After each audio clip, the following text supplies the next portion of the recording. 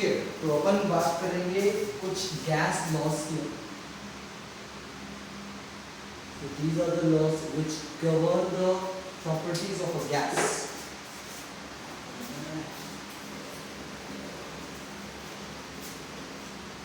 Total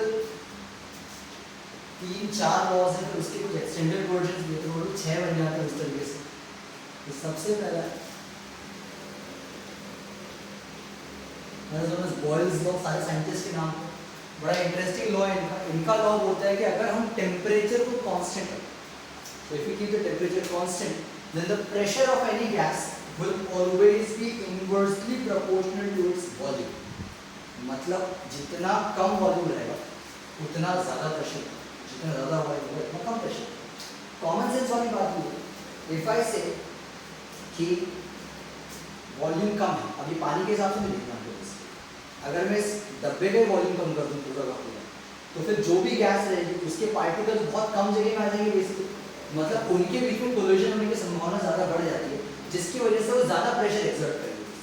but अगर मैंने volume बढ़ा दिया तो फिर उनको स्पेस मिल जाएगा फैलने का, तो उनके कारण जो अप्लाई होने वाला प्रेशर है दैट विल रिड्यूस कंसिडरेबली. यही हम लोगों ने कॉन्सेप्ट देखा हुआ है for example in a water can. So ये आपको वाटर कैन है, right. So now when you try to push the piston down, what really happens, volume कम हो रहा है उसका, बट उसकी वजह से प्रेशर बढ़ रहा है उसका, तभी वो नोजल में से ज़्यादा तेजी से पानी आता है, right. But when you actually pull it up, you are trying to increase the volume, because of it the pressure reduces in that case. That is what is the basic law. But interesting क्या है कि for temperature को constant रखना पड़ेगा. So this law will only work at constant temperature. So at constant temperature pressure will be inversely proportional to volume, right. अब इसका मतलब ये भी हुआ कि if I remove the proportionality, I apply a constant. That means जो PV का product आएगा वो हमेशा एक कांस्टेंट आना चाहिए. अगर PV का प्रोडक्ट कांस्टेंट आ रहा है मतलब P1 V1 should always be equal to P2 V2. तो न्यूमेरिकल्स में हमको काम करने के लिए 4 वेरिएबल्स, 3 दिए रहेंगे, चौथा निकालना पड़ेगा. तो we can use that particular condition from that, right. अगर इसका कोई ग्राफ प्लॉट करने को बोलता है बॉयल्स लॉ का, तो बॉयल्स लॉ के लिए प्रेशर वर्सेस वॉल्यूम ग्राफ अगर आपको कोई बोलता है तो ग्राफ कैसा आना चाहिए भाई, that should be something like this.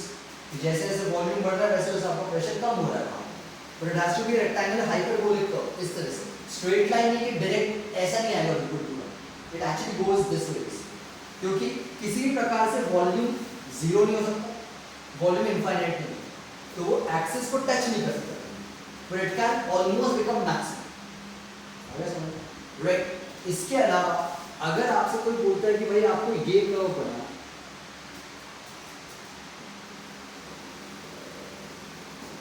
PV versus V curve basically, तो जो PV वर्सेस V कर्व होते हैं वो ऐसे भी आ सकते हैं और वो ऐसे भी आ सकते हैं, डिपेंड करता है कि कंडीशन कैसे डेवलप हो रही है. बट इंटरेस्टिंग चीज ये है कि जब भी आप PV वर्सेस V कर्व निकालते हो तो उनको कहा जाता है आइसोथर्म्स. आइसोथर्म्स मतलब ऐसे कर्व जो आप कांस्टेंट टेम्परेचर पे निकालो. Iso means same, therm means temperature, तो सेम टेम्परेचर कांस्टेंट टेम्परेचर पे जो कर्व आता है उसको आइसोथर्म कहा जाता है. जब हम PV वर्सेस V कर्व निकालते हैं तो हमेशा आइसोथर्म कहलाता है. अगर बड़ा सिंपल सा कांसेप्ट. तो this was the first law. Second law की बात करें, सेकंड लॉ थोड़ा इंटरेस्टिंग लॉ.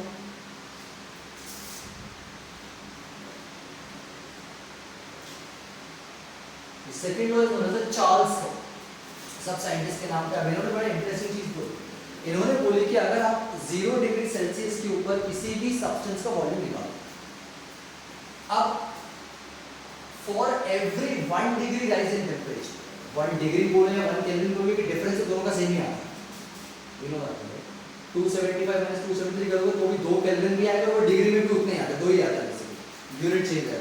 तो for every 1 degree rise in temperature और 1 degree fall in temperature, the volume of any gas at that temperature, 1 degree rise करोगे तो 0 से +1 करना है, 1 degree fall करोगे 0 से -1.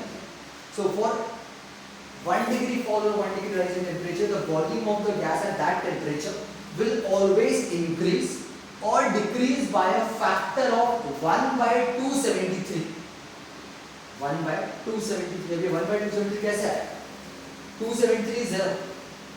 Then for every one change, it has to be 1 upon that particular part. Right. तो इसका लॉजिक ये आता है कि यहाँ पे हम जो रिलेशनशिप निकाल रहे हैं वो वॉल्यूम का निकाल रहे हो रिस्पेक्ट टू टेम्परेचर। तीन पैरामीटर, प्रेशर वॉल्यूम टेम्परेचर। यहाँ पे मैंने प्रेशर वॉल्यूम का रिलेशन निकाला, टेम्परेचर कांस्टेंट।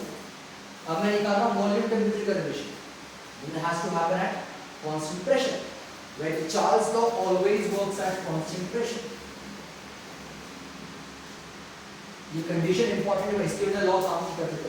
ठीक है, तो ये लॉ स्टेटमेंट क्या बोल रहा है कि भाई अगर मैं 0 डिग्री सेल्सियस के ऊपर का जो टेम्परेचर है उसको V नॉट मान लेता हूँ, देन लॉ ये बोल रहा है कि हर एक डिग्री फॉल या लॉस के लिए जो फैक्टर चेंज होगा वो 1/273 ऑफ दिस वॉल्यूम होगा। मतलब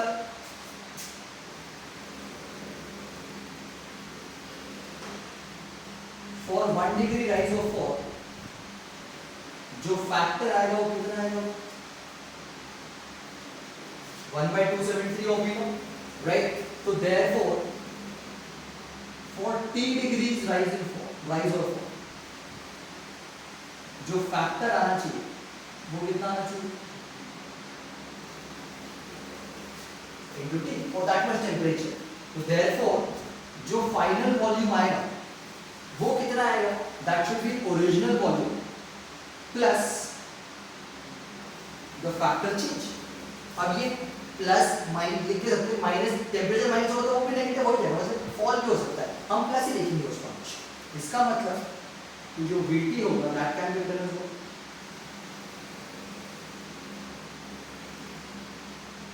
so you can write it this way. This is one form of this. इसी को थोड़ा सा चेंज करता हूँ। अगर मैं बोलता हूँ कि इसको थोड़ा सिंप्लीफाई करो,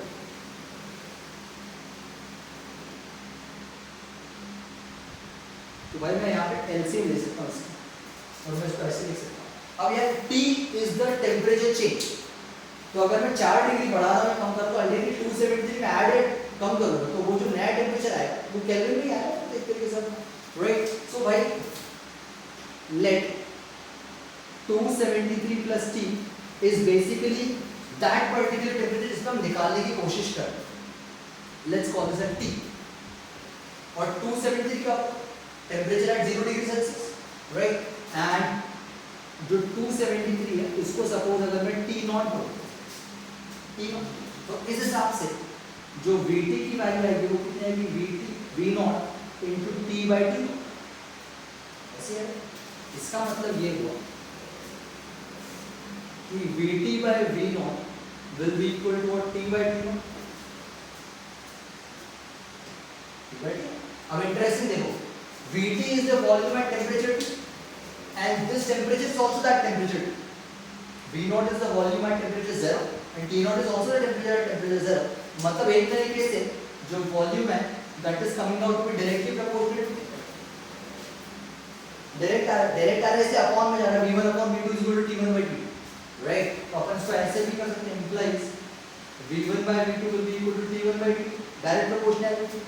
तो भाई V1 वॉल्यूम T1 टेम्परेचर है, V2 वॉल्यूम T2 टेम्परेचर है। वापस 4 पैरामीटर्स है, 3 दिए रहेंगे, चौथा निकालने को बोला जाएगा। But again the entire thing should happen at constant pressure, वो इंपॉर्टेंट है।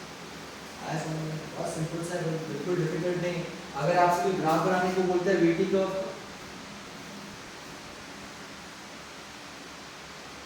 obviously it has to be a straight line इस तरीके से। पर इंटरेस्टिंग है, मैंने इसको 0 से शुरू नहीं किया क्योंकि वॉल्यूम 0 नहीं हो सकता, टेम्परेचर 0 हो सकता है, बट उस 0 टेम्परेचर के ऊपर कुछ ना कुछ तो वॉल्यूम होगा उसका। इसलिए मैंने क्या किया, उसको एक सर्टेन वैल्यू से शुरू किया वॉल्यूम। हाँ, क्योंकि मेरा टेम्परेचर 0 हो सकता है तो मैं वॉल्यूम कर्व को भी ऐसे एक्स्ट्रापोलेट करके, इसको जो हाइपोथेटिकली हम एक्सटेंड करते हैं उसको बोलते हैं एक्स्ट्रापोलेशन। तो मैं एक्स्ट्रापोलेट करके उसको 0 पे ला सकता हूँ, बट हाँ ये एक्चुअल 0 पे नहीं आ सकता है, समझ में? इसी को अगर मैं ऐसे बोलूं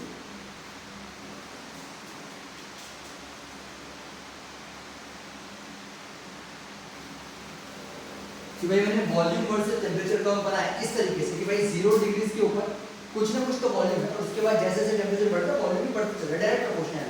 बट यार टेम्परेचर तो नेगेटिव भी जा सकता है, वॉल्यूम थोड़ी नेगेटिव चले जाता है, राइट। तो उस केस में अगर मैं इसको ऐसे रिप्रेजेंट करने की कोशिश करूं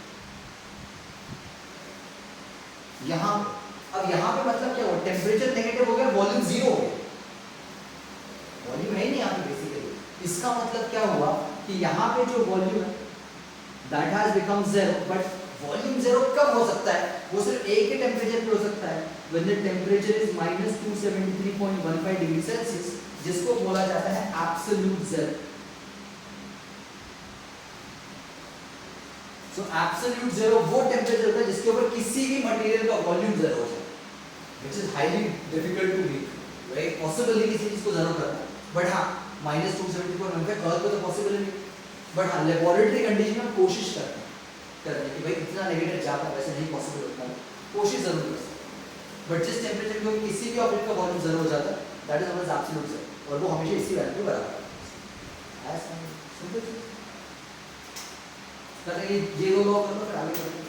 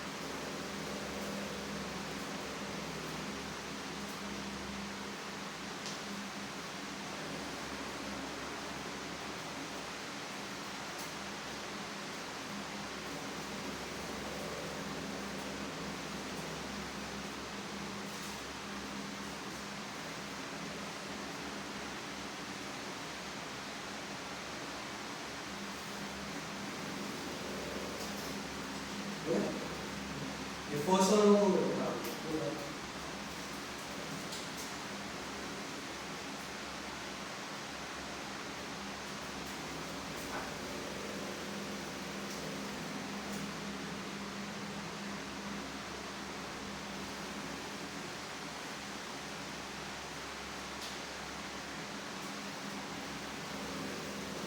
the third law, that is Gay-Lussac's law, the interesting law, बड़ा सिंपल सा लॉ है।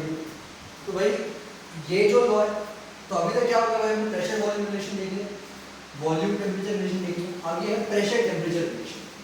बड़ा सिंपल सा लॉ काम करता है कांस्टेंट वॉल्यूम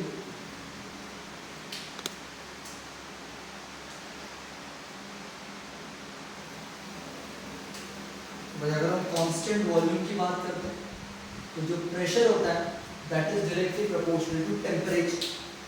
ठीक है, अब वापस कॉमन सेंस, टेम्परेचर बढ़ाऊंगा पानी का, पानी गर्म हुआ तो इवेपोरेट हुआ तो वॉल्यूम कम हो जाएगा, और वॉल्यूम कम होगा तो प्रेशर बढ़ेगा, मतलब इधर इंक्रीज इन टेम्परेचर, वॉल्यूम कम हो प्रेशर बढ़ा है पर वॉल्यूम कम, वो टेम्परेचर बढ़ा प्रेशर बढ़ गया, एक तरीके से वहां पर इसका यही सिंपल सा लॉजिक। तो बड़ा सिंपल सा लॉ है भाई, that means we can write what P1 T1 is equal to P2 T2। हम इस तरीके से वेरिएबल्स डेवलप कर सकते हैं। डायरेक्ट प्रोपोर्शनैलिटी तो एक स्ट्रेट लाइन कर्व आएगा, ग्राफ अगर कोई बनाने को बोलता है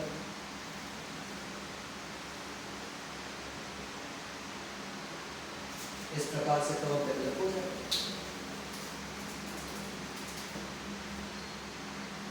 हाँ, अगर आपसे कोई ऐसे क्वेश्चन पूछता है कि भाई सपोज ऐसे बोल दिया आपने तो ठीक,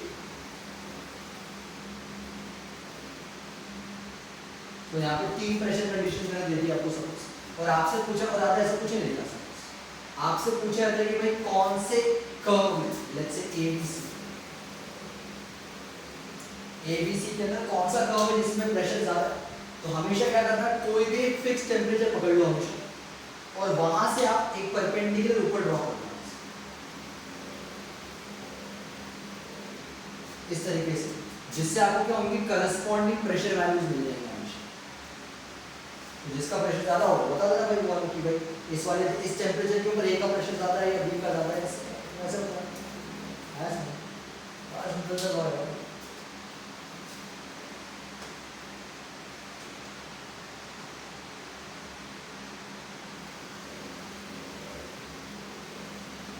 The next one that we have is Avogadro's law। Avogadro मतलब कहीं ना कहीं वहाँ पर मोल कॉन्सेप्ट का चीज़ है, नंबर ऑफ मोल्स में, नंबर ऑफ मोल्स मतलब अमाउंट ऑफ सब्सटेंस पे डिपेंडेंसी आती है, अमाउंट ऑफ सब्सटेंस है मतलब कहीं ना कहीं वॉल्यूम पे डिपेंडेंसी आएगी उसकी। तो that is what the law is all about कि भाई इक्वल वॉल्यूम पे कोई भी चीज़ें इक्वल नंबर ऑफ मोल्स में रहती हैं। अब इसका मतलब ये हुआ कि अगर मैं 1 मोल ऑक्सीजन और 1 मोल नाइट्रोजन ले लूँ तो दोनों का वॉल्यूम सेम है, ये इसका कॉन्सेप्ट है। That means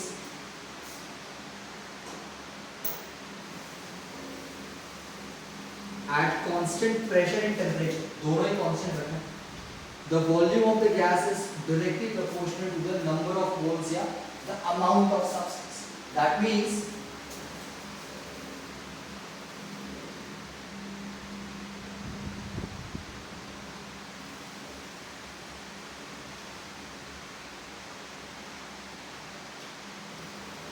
equal volumes of gases are equal amounts।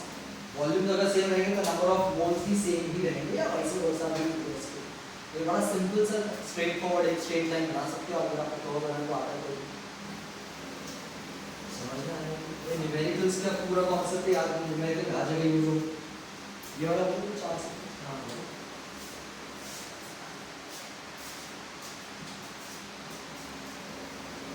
पूरा न्यूमेरिकल का बेस है बहुत बड़ा।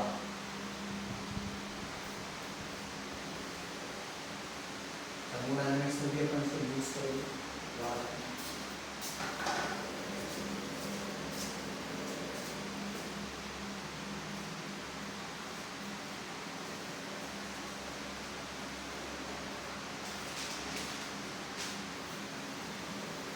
अब जो अगला है उसके पहले अपन 6 वाला भी कर सकते थे, जो डाल्टन्स लॉ का थोड़ा कॉन्सेप्ट ही अलग है, उसको 6 बना के करेंगे।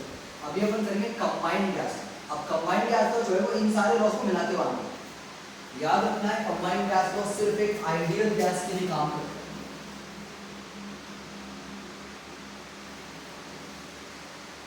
आइडियल गैस मतलब जो बॉयल्स लॉ, चार्ल्स लॉ और गे-लुसेक लॉ को हर टेम्परेचर रेंज पे फॉलो करता है। ऐसी कोई गैस पॉसिबल नहीं। हम रियल गैसेस पे काम करते हैं जो हमारे एनवायरनमेंट पॉसिबल है कि प्रेशर चेंज करें तो टेम्परेचर चेंज हो जाता है, वहां पे वॉल्यूम फिक्स करने में तो प्रेशर में चेंज हो जाता है, होता ही कुछ नहीं। एब्सोल्यूट परफेक्शन तो पॉसिबल नहीं, बट अगर परफेक्ट वर्ल्ड में कोई गैस होती जो इन सारे लॉज को फॉलो करे बाय द पॉइंट, तो उसको हम आइडियल गैस बोलते हैं। जो कंबाइंड लॉ है वो सिर्फ आइडियल गैस में ही काम करता है, उसको हम रियल गैस पे अलग तरीके से अप्लाई कर देते हैं। तो अब ये कैसे काम करते हैं, तो समझने की कोशिश करते हैं। सपोज यार मेरे पास कोई एक गैस है which is right now at pressure P1 and volume V1 initial, मैं चाहता हूँ कि इसको मैं प्रेशर 2 और वॉल्यूम 2 पे चेंज करूँ, बट इसको मैं एक तीसरे तरीके से लेके जाऊँ। जो पहला तरीका है मेरा वो है at constant temperature. Constant temperature, let us assume कि अभी इसका टेम्परेचर T1 है, फाइनल टेम्परेचर T2 होने वाला है, वो भी अगर अज्यूम तो भाई अगर कांस्टेंट टेम्परेचर की बात कर रहा हूं तो मतलब बॉयल्स लॉ की बात कर रहा हूं एक तरीके से। तो इसमें क्या होगा भाई, प्रेशर चेंज हो जाएगा, वॉल्यूम चेंज हो जाएगा, टेम्परेचर वही होगा, राइट। तो मतलब अब जो इंटरमीडिएट कंडीशन आएगी कि वो प्रेशर तो चेंज हो गया, उसका वॉल्यूम भी चेंज हो गया, इसको मैं सपोज Vx बोल देता हूं कि फाइनल वॉल्यूम ऑलरेडी V2 चाहिए मेरे को उसका, पर टेम्परेचर अभी कितना रहेगा उसका, T1 ही है। फिर मैं इसको लेके जाता हूं, अब क्योंकि P2 आ गया तो P2 को कांस्टेंट रखना पड़ेगा, तो अब मैं बात करूंगा एट कांस्टेंट प्रेशर। मतलब मैं बात कर रहा हूं चार्ल्स लॉ। चार्ल्स लॉ की बात करूंगा तो क्या होगा, वॉल्यूम चेंज हो जाएगा, टेम्परेचर चेंज हो जाएगा, प्रेशर सेम रहेगा। तो ये इंटरमीडिएट तरीका। अब इसको ब्रेक डाउन करेंगे। पहले मैंने लगाया है बॉयल्स लॉ,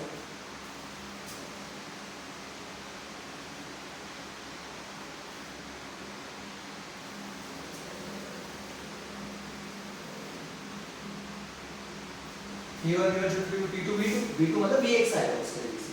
यहाँ से मैं Vx की वैल्यू निकालूँ,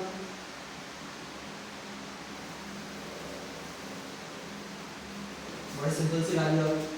फिर लगा देते चार्ल्स लॉ सेकंड स्टेप पे,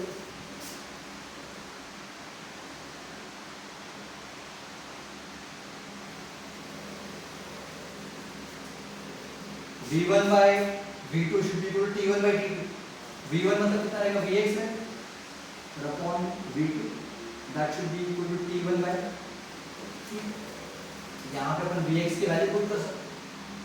ये कैसे आएगा, P1 V1 अपॉन P2 और V2 यहीं पे, that is equal to T1 by T2। सारे 1 वाले एक साइड कर लेते, सारे 2 वाले एक साइड कर लेते, तो ये कुछ ऐसा दिखेगा।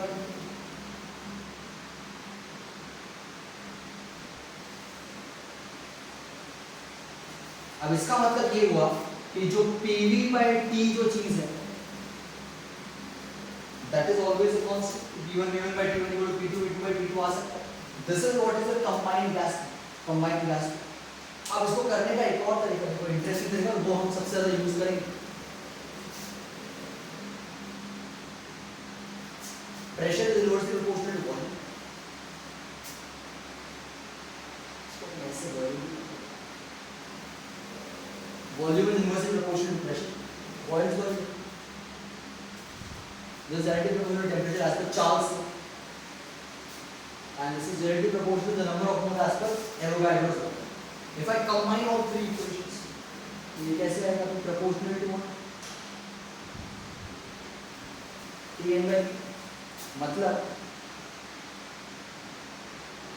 if I supply a constant K, then if I write this here, PV equal to K and T, where K is a constant जिसको हम बोलते हैं R, which is known as universal gas constant। तो मतलब मेरी जो final ideal gas equation आती है वो आती है PV equal to nRT। अब देखा जाए तो PV upon T अगर करोगे तो भी equal to nR है, n number of moles constant होता है, R is also constant which is nothing but this thing, but ये उसका एप्लीकेशनल वर्जन है जहाँ पे हम न्यूमेरिकल्स भी यूज करते हैं। तो आइडियल गैस इक्वेशन क्या होती है, PV is always equal to nRT। P is the pressure, P is the volume, N is the number of moles, R is the gas constant and T is the temperature। Temperature हमेशा kelvin में देंगे, ऐसा ही काम करेंगे पूरा doctor. Pressure आपका रहेगा atmosphere, volume रहेगा मीटर क्यूब में, right, and obviously the number of moles तो यूनिट होता है, and T has to be in kelvin, right. तो R की जो वैल्यू है वो यूनिट पे चेंज हो जाएगी, हर वैल्यू यूनिट के हिसाब से चेंज हो जाती है। दो बड़ी कॉमन वैल्यू जो हम लोगों को याद रखनी है R की, फर्स्ट इज 0.0821। अब अगर R का अगर आप निकालना चाहो फॉर्मूला तो क्या बनता है, PV by NT, मतलब 0.0821 में प्रेशर का यूनिट वॉल्यूम का यूनिट मल्टीप्लाई और n और t का यूनिट टू द पावर -1 वो करना पड़ेगा। n का कोई यूनिट होता ही नहीं तो t का करना पड़ेगा। प्रेशर एटमॉस्फेयर यूज करेंगे हम यहाँ पे, वॉल्यूम लीटर और temperature per Kelvin. So 0.021 liter atmosphere per Kelvin basically. That is the value of R when we are taking the pressure in atmosphere and volume in liters. But अगर यही formula थोड़ा सा मैं अलग तरीके से modify करूं, PV by NT is equal to R. Now pressure is force per unit area and volume obviously calculated as what? Area into distance, height.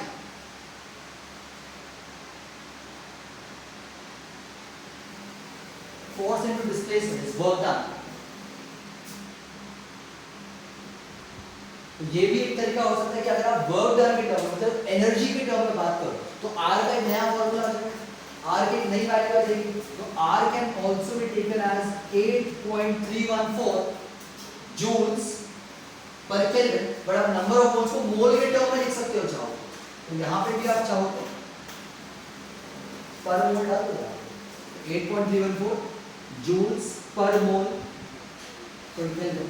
अब ये दोनों वैल्यूज दोनों एक ही गैस कांस्टेंट को रिप्रेजेंट करती है बट अलग अलग सिस्टम ऑफ यूनिट्स हैं। तो न्यूमेरिकल में क्या दिया बहुत ध्यान से करना, कई बार डेसीमीटर क्यूब अगर दे देते हैं वो लोग वॉल्यूम के लिए, कई बार लीटर्स दे देंगे, कई बार डिपेंड करता है वॉल्यूम दिया ही ना हो। तो थिंक भाई एनर्जी के टर्म में बात कर रहे हैं क्या वो लोग, to be very wise on choosing the value. आपको लिख के कोई नहीं रहता आपको ये वैल्यू, आपको अपने मन से सोचना पड़ेगा कौन सी वैल्यू यूज होने वाली है। सिंपल सी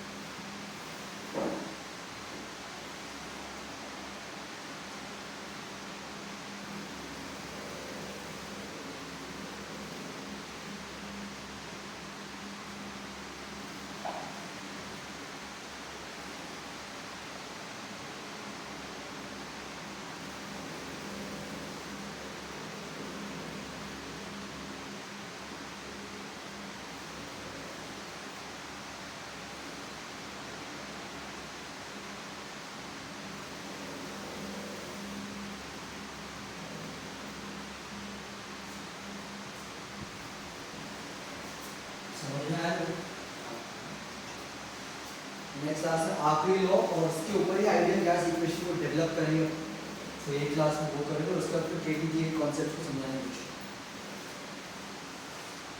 तीन और लेक्चर रहेंगे, ज़्यादा बड़ा चैप्टर नहीं, छोटा सा।